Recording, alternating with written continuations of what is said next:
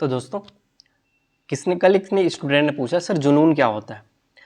जुनून कुछ नहीं, एक पागलपन का एक दूसरा शब्द है। और अब बोलोगे पागलपन क्या है?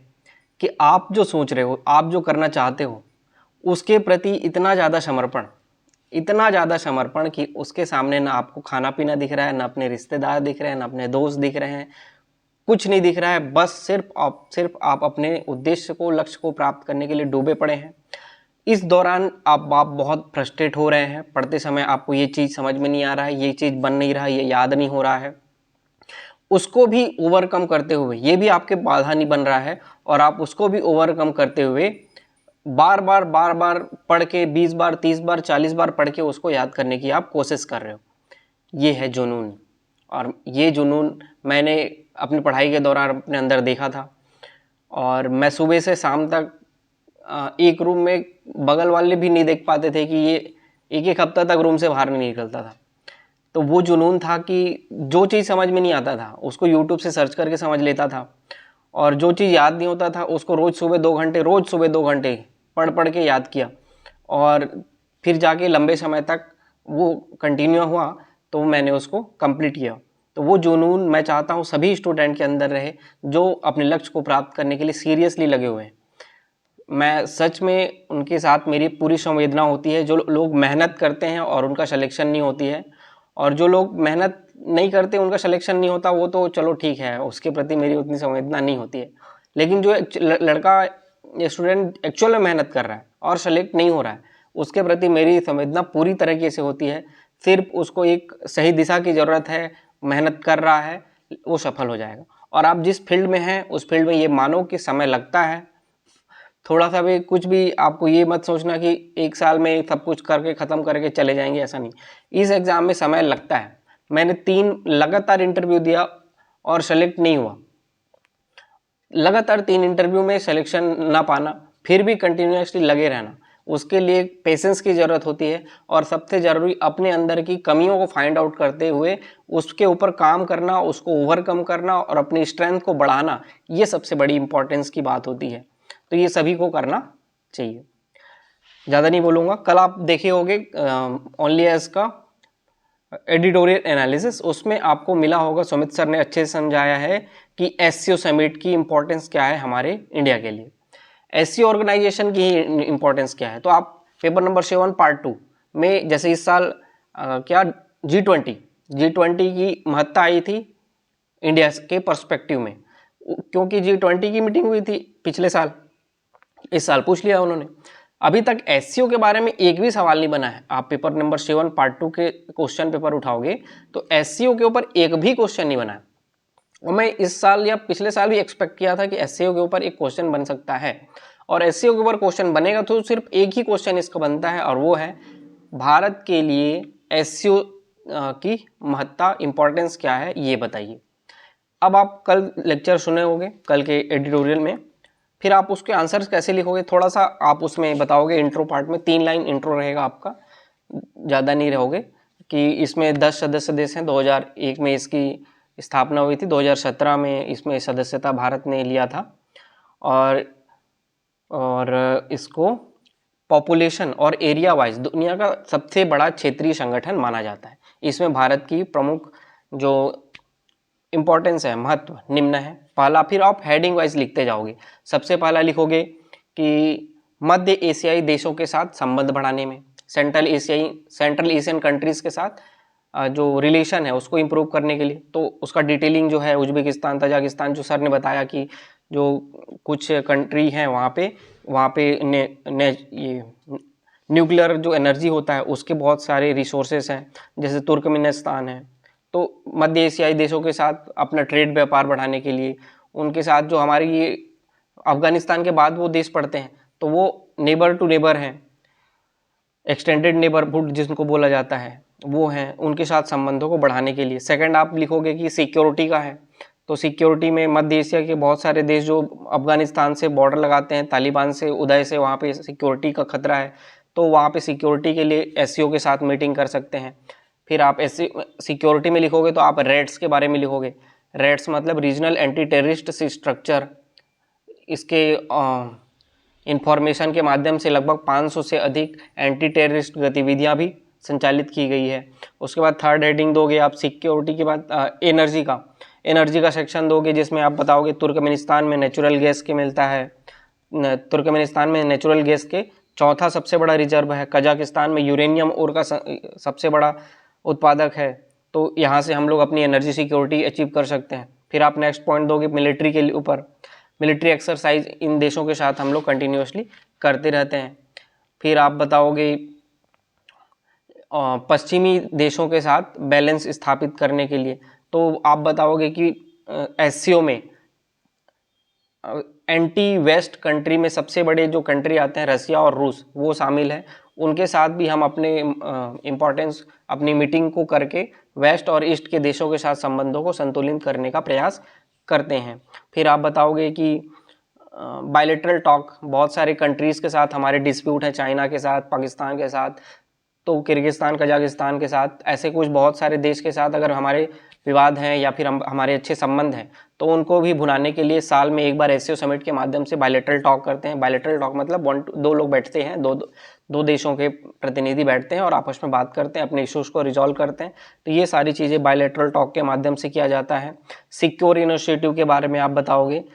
फिर आप बताओगे इस तरीके से डिजिटल इकोनॉमी को बूस्टअप करने के लिए हमको बहुत बड़ा मार्केट मिल सकता है। ये सारी चीज़ें पॉइंट वाइज बताते जाएंगे।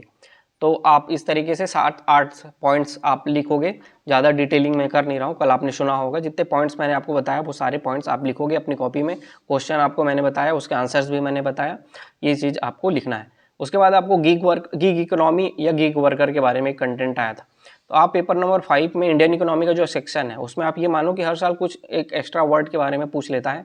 अगर आपको गीग इकोनॉमी के बारे में नहीं पता है तो आप गीग इकोनॉमी के ऊपर अगर प्रैक्टिकल क्वेश्चन नहीं पूछेगा तो आप नहीं बता पाओगे। तो सबसे बड़ा इंपॉर्टेंस है कि आपको गीग इकोनॉमी और गीग वर्कर क्या होते हैं ये पता होना चाहिए। तो थोड़ा सा मैं बता देता हूँ। गीग इकोनॉमी या गीग वर्कर वो उस इकोनॉमी से बने हुए वर्कर हैं जिसमें कैसा है, जो परमानेंट नहीं होते हैं, जो एक शेयर होल्डर या फिर पार्टनर के रूप में काम करते हैं।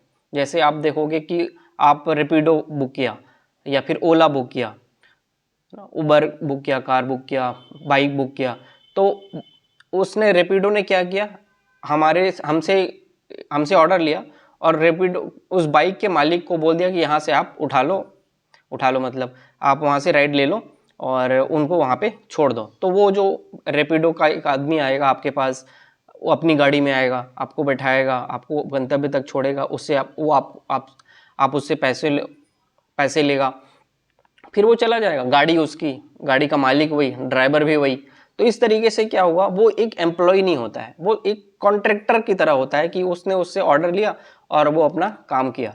उसी तरीके से जोमेटो है। जोमेटो ने क्या किया, वो बोला कि पर डिलीवरी मैं आपको इतना रुपए दूंगा, तो वो उसको एम्प्लॉय नहीं करा, वो उसको कॉन्ट्रैक्ट की तरह लिया। तो जोमेटो जिन्हें जो फूड डिलीवरी बॉय आते हैं आपको पास, तो उसने क्या किया, पर डिलीवरी के ऊपर इतना रुपए चार्ज देंगे, बस आपका मन है तो करो, नहीं मन है तो मत करो, जब तक करने का मन होगा तब तक करना, जब मन करेगा नहीं करेगा तो चले जाना। इस तरीके से वो परमानेंट एम्प्लॉय नहीं होते, कॉन्ट्रैक्ट शेयर होल्डर होते हैं। तो ये एक गिग इकोनॉमी की तरह काम करता है जिसमें परमानेंट एम्प्लॉय के माध्यम से काम नहीं किया जाता है, कुछ कॉन्ट्रैक्टर के माध्यम से या कुछ कॉन्ट्रैक्ट के माध्यम से बिजनेस पार्टनर बना लिया जाता है उनको। आप बिजनेस पार्टनर हैं और इसके माध्यम से वो काम करते हैं। तो ये एक गिग इकोनॉमी का एग्जाम्पल के माध्यम से आपने समझा। थोड़ा गूगल में आप सर्च करोगे तो डिफिनेशन मिलेगा, उसको अपनी कॉपी में लिखना। तो आपके क्वेश्चन होंगे गिग इकोनॉमी क्या है, भारत की वर्तमान अर्थव्यवस्था में गिग इकोनॉमी के महत्व को समझाइए। तो ये आप बताओगे, थोड़ा सा सर्च करोगे तो। फिर एक पॉइंट आपको मिला होगा नदी जोड़ो परियोजना के बारे में। नदी जोड़ो परियोजना को थोड़ा सा मैं एक्सप्लेन करता हूँ, 2-3 बेनिफिट जो आपको समझ में आना चाहिए, क्योंकि बहुत इंपॉर्टेंट कॉन्सेप्ट है, जो चीज़ें मिलती नहीं। जैसे नदी जोड़ो, तो एक जैसे गोदावरी नदी है, बहुत बड़ी नदी है, बहुत उसमें वॉल्यूम बहुत होता है पानी का। वैसे एक छोटा सा नदी है जिसमें पानी का वॉल्यूम थोड़ा कम होता है, और इन दोनों नदियों के बीच में कुछ ऐसे क्षेत्र होंगे जहाँ पे सूखा होता होगा, पानी कम आता होगा, नदी वदी होता नहीं होगा। तो क्या किया जा सकता है, बड़ी नदी को छोटे नदी से आपस में एक नई आर्टिफिशियल नदी बना दिया जाए, नाला का बड़ा रूप, और उसको नदी को जोड़ दिया जाए आपस में। इससे क्या होगा, जो बीच का क्षेत्र होगा जहाँ पे पानी नहीं होगा, सूखा पड़ता होगा, वहाँ पे नदी आ जाने से वहाँ पे पानी मिल जाएगा। गोदावरी नदी में पानी बहुत सारा है तो कोई दिक्कत नहीं, थोड़ा सा निकाल लेंगे तो उसमें पानी का वॉल्यूम भी कम हो जाएगा, बाढ़ का खतरा कम हो जाएगा। उस क्षेत्र में जहाँ पे उस नदी से पानी आ रहा है, सूखा वाला प्रभावित क्षेत्र, वहाँ पे कृषि के लिए पानी मिल जाएगा। वाटर, जो ग्राउंड लेवल वाटर है वो थोड़ा सा इंक्रीज कर जाएगा। और इसके साथ जो सहायक नदी जिसको जोड़ा गया था, जिसमें पानी कम था, उसमें भी पानी को हम लोग इधर शिफ्ट कर सकते हैं। बड़ी नदी से छोटी नदी में पानी आ सकता है, तो जो सहायक नदी से जिसको आपस में जोड़ा गया है उसमें भी पानी का वॉल्यूम बढ़ सकता है।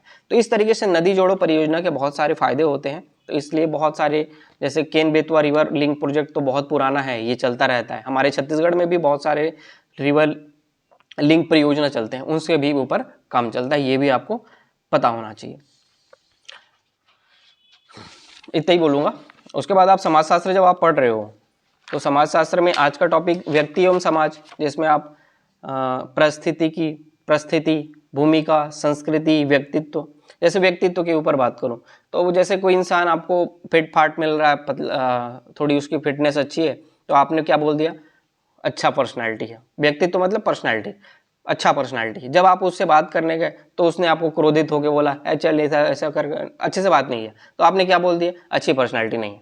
तो क्या हुआ, इसमें मैटर क्या किया, पर्सनालिटी या फिर व्यक्तित्व में उसका सिर्फ फिजिकल अपीयरेंस या भौतिक जो उसका परिदृश्य है उसको ही शामिल नहीं किया जाता है, उसकी सामाजिक, सांस्कृतिक और मनोवैज्ञानिक प्रवृत्ति को भी शामिल किया जाता है। जैसे आपने मेरे पास आया, मैं आपसे बात किया, अच्छे से किया, बहुत प्रेम से बात किया, आपने जो बोलना चाहते थे उन सभी बातों को सुना और आपसे बात किया, आपके समस्याओं को समाधान करने का भी एक प्रयास किया।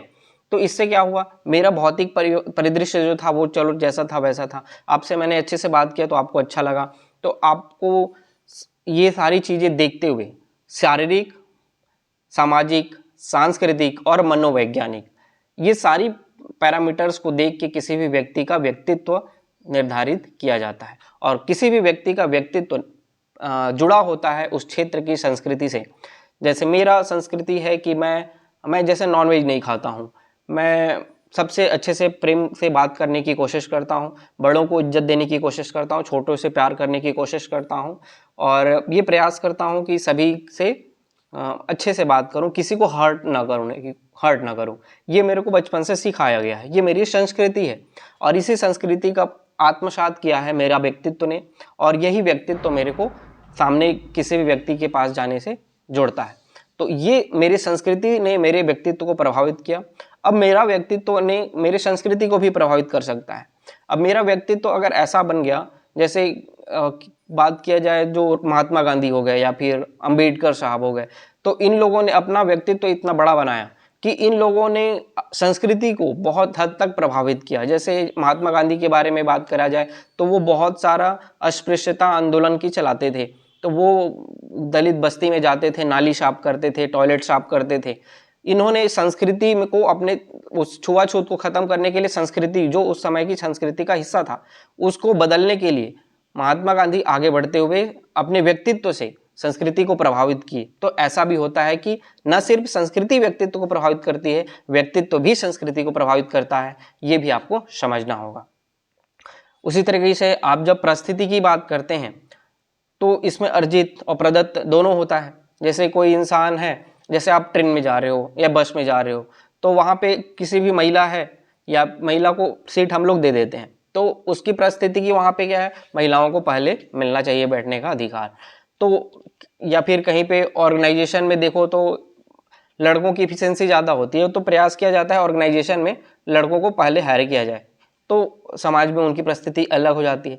उसी तरीके से कोई इंसान जैसे बहुत पैसे कमाया, जैसे रतन टाटा ने या फिर गौतम अडानी ने बहुत सारे पैसे कमाए, तो इन्होंने अपनी सामाजिक परिस्थिति को अलग स्थापित किया।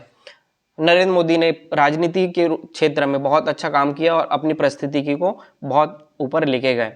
तो इस तरीके से बहुत सारे क्षेत्रों में अपनी परिस्थिति निर्धारित करते हैं, या तो अपने जन्म के आधार पर, या तो कोई जैसे बहुत बड़ी जाति में पैदा हुआ है तो उसको समाज में अलग दर्जा मिलता है, जो कोई छोटी जाति में पैदा हुआ है तो उसको समाज में अलग दर्जा मिल जाता है। तो ये कुछ स्थायी भी होती हैं, कुछ अस्थायी होती हैं, दोनों में अंतर होता है। फिर जब जैसे अब जैसे नरेंद्र मोदी, उन्होंने अपनी परिस्थिति के प्रधानमंत्री के रूप में निर्धारित की, तो उनका उस क्षेत्र में भूमिका होगा कि ये आपको कार्य करना है। गौतम अदानी ने एक व्यापारी के रूप में अपनी परिस्थिति की बनाई, तो उसमें उनकी एक भूमिका थी, वो अपने काम को कर रहे थे। तो हर परिस्थिति के साथ एक भूमिका जुड़ी होती जो उसके कार्य को व्यवहारिक रूप में निर्धारित करती कि ये आप काम है, आपको करना है। इस तरीके से जो टॉपिक आपको मिला है समाजशास्त्र में, उसको अच्छे से पढ़िए। और मैं गांठ बांध के बोल रहा हूँ, इस बात को रट्टा मार के रख लो कि आप जितने ज़्यादा बार रिवीजन करोगे, आपका सिलेक्शन का सक्सेस उतना ज़्यादा होगा। जितना कम बार पढ़ोगे, आप उतना पीछे बढ़ोगे। तो छोटे छोटे टॉपिक हैं, 5-10 पेज, ज़्यादा नहीं होता पढ़ना। मैं खुद बोल रहा हूँ, इस पूरे बुक को 4 घंटे में पढ़ लिया, तो आपको मैं सिर्फ 10 पेज ही दे रहा हूँ पढ़ने के लिए। 10 पेज भी कभी नहीं पढ़ रहा है, 8 से 10, 7-8 पेज ही हो रहा है। तो वो आप जब पढ़ रहे हो, तो आप जब उसको पढ़ रहे हो तो ये ठानो कि 2 से 3 घंटे में उसको 20 बार पढ़ना है, और 20 बार पढ़ने से पहले नहीं छोड़ना है। उसी तरीके से वेस्टर्न फिलोसॉफी की बात कर रहा हूँ, वो समझ में नहीं आता बहुत जल्दी। बहुत मेहनत करोगे, बहुत हाथ पाँव मारोगे, तब जाके वो समझ में आएगा। नहीं आता है समझ, तो यूट्यूब में देखो, वीडियोस निकालो, थोड़ा समझो, बार बार पढ़ो, 20-30 बार पढ़ो, तब जाके वो पढ़ेगा, कर ले, नहीं तो नहीं पढ़ेगा। इंग्लिश भी करो और बाकी चीज़ें भी करते हैं, तो बाकी चीज़ें कंटिन्यू रखेंगे। बाकी फिर कल मिलते हैं एक नए टारगेट के साथ। आज के लिए थैंक यू।